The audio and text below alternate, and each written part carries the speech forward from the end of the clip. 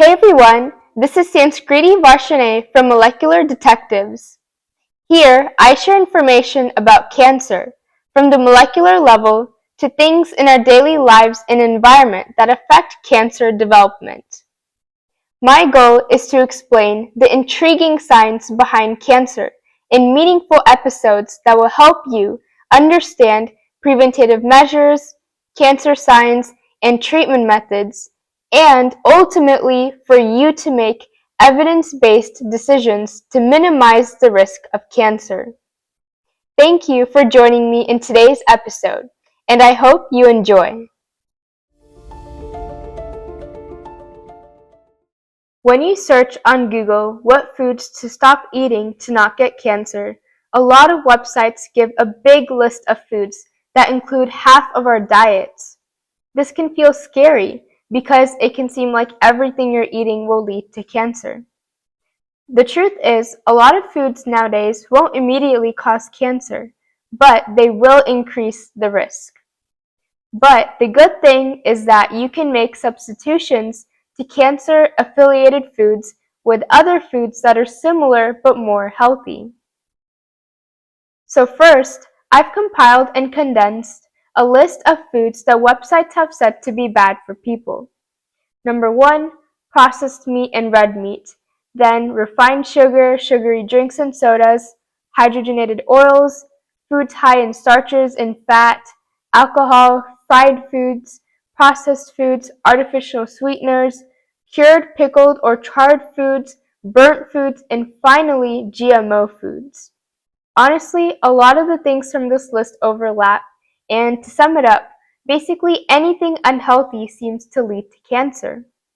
Many of you may be wondering if there's actual solid evidence that proves that these foods cause cancer. Unfortunately, there aren't many studies on humans that experiment with certain amounts of certain foods because experiments on humans regarding cancer can be unethical if they expose humans to risks. The purpose of studies is to get more information, but they have to be done in ways that don't introduce people to risk factors. So, many studies on cancers are either done on mice or they're done in the form of surveys for humans.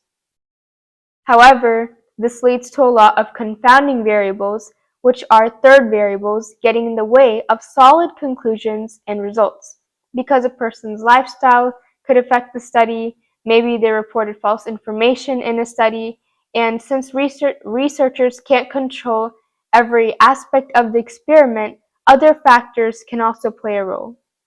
So the answer is, oftentimes there isn't solid evidence, but that also doesn't discredit the studies that are done so far. The best we can do is use what we have and follow guidelines from healthcare organizations and research institutes to help us make the best cancer-free decisions. Now, let's dive deeper into the list. In almost every source I saw, processed meat and red meat were not only on the list, but they were towards the top.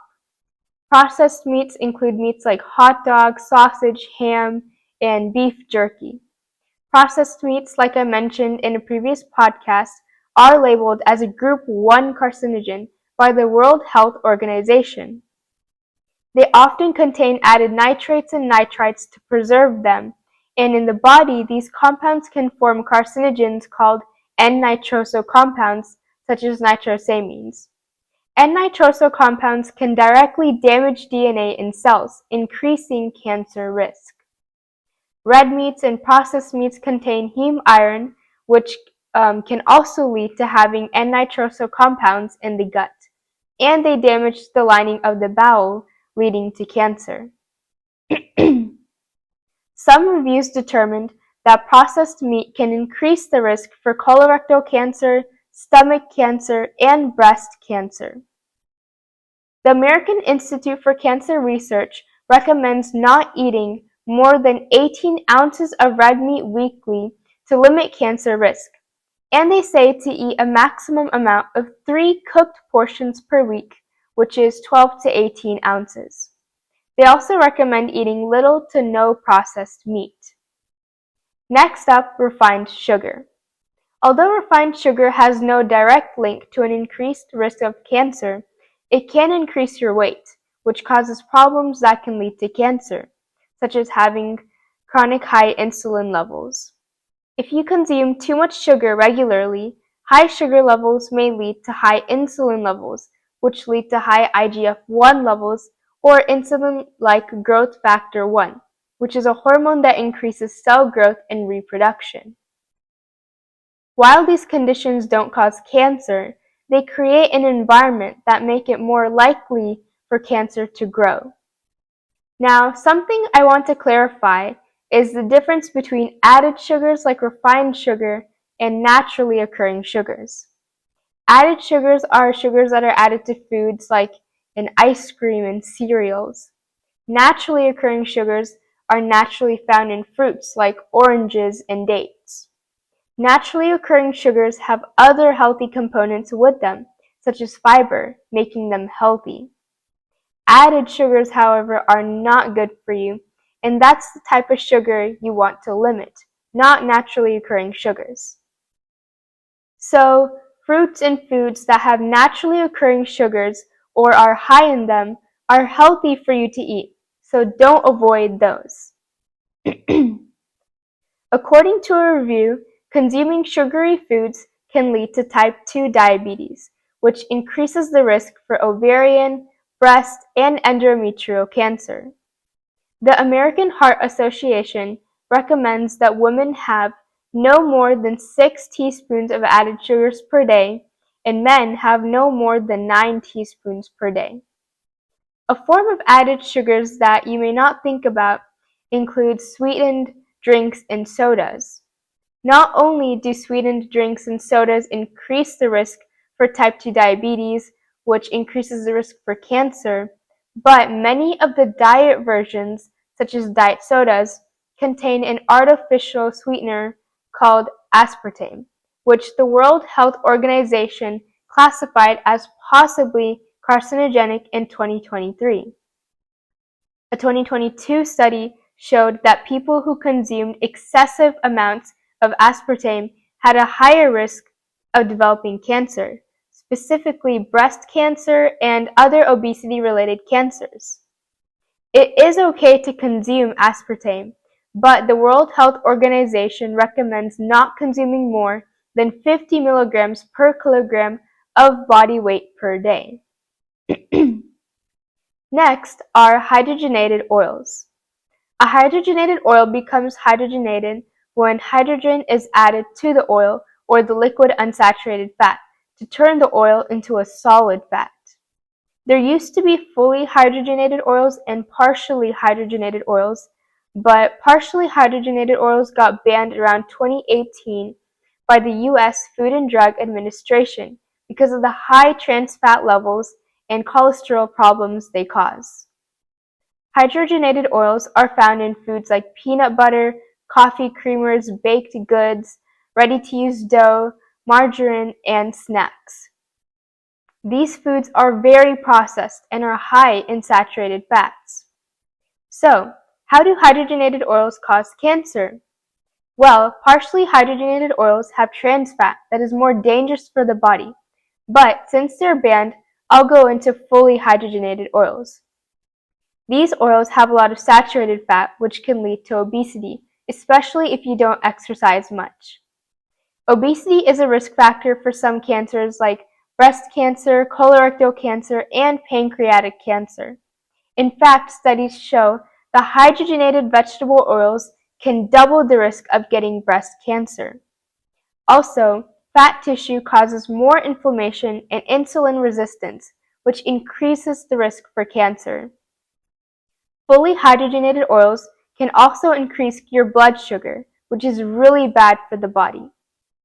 So if hydrogenated oils are so detrimental to our health, then why are they being used in food products? Well, the food industry uses hydrogenated oils to make the items last longer, save money, and enhance texture and taste. It is recommended to consume as little hydrogenated oil as possible. Next up are foods high in starches and fats. Now, we're getting to the point where some of these foods don't directly cause cancer, but they lead to many of the same problems that are risk factors for cancer. Two of the most prominent examples being obesity and having type 2 diabetes. Foods high in fat can contribute to obesity and inflammation, which can lead to cancer and make it easier for cancer to grow. According to Food Navigator Europe, starchy foods like potatoes, rice, and white bread can increase the risk of pancreatic cancer in women who are overweight and sedentary. Eating starchy foods can increase insulin levels, which in turn increase cell replication and inhibit apoptosis, or programmed cell death. This makes it easier for tumors to form and for cancer to grow. Also, cooking starchy foods like potatoes at high temperatures can create acrylamide, a chemical and carcinogen that turns into a compound called glycidamide, and according to the National Cancer Institute, this causes mutations in and damage to DNA, which can lead to cancer. Some foods high in fats and starches to avoid are potato chips, sugary cereals, white bread, white pasta, white rice, and French fries. The next item is a big one, alcohol. According to the American Institute for Cancer Research, alcohol use is the third leading modifiable factor that increases cancer risk, after cigarette smoking and excess body weight. Having more than 2 cups per day of any type of alcohol may increase the risk for many types of cancers, such as breast cancer, head and neck cancer, esophageal cancer, liver cancer, cancers of the mouth, and larynx and pharynx cancers. But how exactly does alcohol cause cancer? Well, according to Healthline, your liver breaks down alcohol into a carcinogenic chemical compound called acetaldehyde, which can promote DNA damage and oxidative stress. Acetaldehyde also weakens the immune system, which makes it more challenging for your body to target precancerous and cancerous cells. For women, alcohol also increases certain hormones, such as estrogen, which increases the risk for estrogen receptor positive breast cancer. The more you drink, the greater the risk you have. So the Better Health Channel recommends men to drink less than 2 drinks per day and women to drink less than 1 drink per day. Next, I'll talk about fried foods. Fried foods can greatly increase the risk of cancer because these foods have many carcinogens as a result of frying. I already talked about acrylamide, but when starchy foods like potatoes get fried at high temperatures over 250 degrees Fahrenheit, acrylamide forms. When meat is fried or even grilled at high temperatures, carcinogens like heterocyclic amines and polycyclic aromatic hydrocarbons form. They bind to DNA and cause mutations, which can lead to colon, breast, and pancreatic cancers. Also, reusing the same frying oil can produce trans fats, which can cause cancer as they cause oxidative stress and DNA damage. Also, fried foods can cause inflammation and obesity, which, as I mentioned before, can increase the risk for getting cancer. It's best to limit meat consumption and especially dishes where meat or other foods are fried. Instead, try grilling, baking, or pressure cooking as appropriate, and avoid overcooking food. The final big food group I want to talk about is GMO foods. I know there's a lot of controversy about whether GMO foods are healthy and safe to eat or not, and there is no definitive evidence that GMO foods can cause cancer, but there may be health risks associated with GMO foods. GMO foods may repress immune function and metabolism, and some studies show a link between GMO foods and cancer. Many people are worried that GMO foods have carcinogenic substances in them and that they can increase insulin resistance and even antibiotic resistance. However, as of now, there is no solid proof that GMO foods can cause cancer. So those were all of the main foods that I covered from the list, and you've probably noticed that foods that may cause cancer also cause other health risks. So avoiding these foods not only helps you avoid cancer, but also all of the other diseases associated with these foods. To condense the list further, the main types of food that may be best to avoid are processed foods and meats, fried and overcooked foods, foods and drinks high in sugar and artificial sweeteners, alcohol, foods high in starches and fats, and maybe GMO foods. However, I also want to say that it's okay to eat these foods once in a while.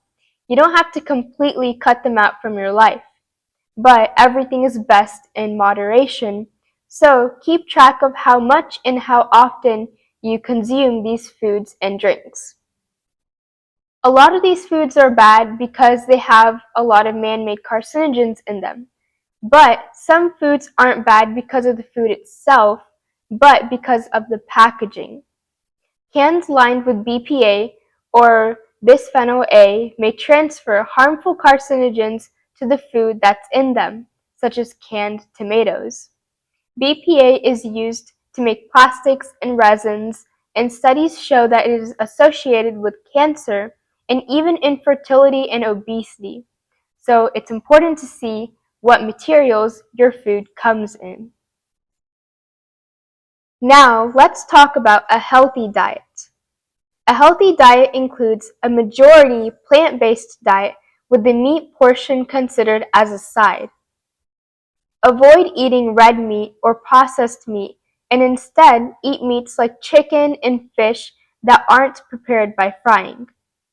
Eating foods like tofu, lentils, and beans are also really healthy and high in protein, so they could potentially even be a replacement for the meat in your meal or just an extra protein source. Eat lots of fruits and vegetables and drink lots of water. Sparkling water and green tea are also good choices to consider, but try to avoid alcohol.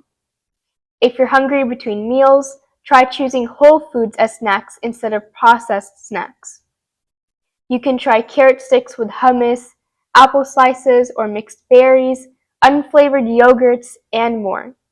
Additionally, eating cruciferous vegetables like broccoli, Brussels sprouts, and cabbage, citrus fruits like oranges, grapefruits, and lemons, and tomatoes are great fruits and vegetables that are not only healthy, but also have anti-cancer effects. Food high in fiber may also have anti-cancer effects. Now, one last thing I want to discuss is fasting. Is it beneficial, and can it help fight against cancer? According to the National Library of Medicine, evidence shows that fasting can help in cancer treatment by inducing an environment that makes it harder for cancer cells to grow and survive. The mechanism behind this is not completely known, but it has shown to be really helpful. In another study, fasting helps kill cancer cells because the natural killer cells in our body are able to adapt to conditions without food and even get stronger from it, while cancer cells are not able to adapt. Fasting can also help prevent cancer. It can help improve glycemic control and reduce liver enzyme levels according to the European Journal of Clinical Medicine, which indicates a reduction in liver cancer risk. Fasting can help fight against cancer by reducing tumor growth and lowering insulin-like growth factor 1 levels, which trigger apoptosis in breast cancer. It can even reduce risk factors like inflammation, which helps reduce the risk of developing cancer and helps fight against cancer. Fasting can even enhance cancer treatments by making cancer-fighting drugs more effective, such as the drugs used in chemotherapy. Fasting has so many benefits, not only for general health, but also in fighting against cancer, that researchers are looking deeper into fasting and how it can be used effectively in cancer treatment and as a way to decrease the risk of getting cancer. Fasting is really helpful. This was an information-packed episode. I hope you enjoyed listening about the different types of foods that can cause cancer, what a healthy diet looks like, and how fasting affects cancer. That's it for this time. Thank you so much for watching and stay tuned for the next episode.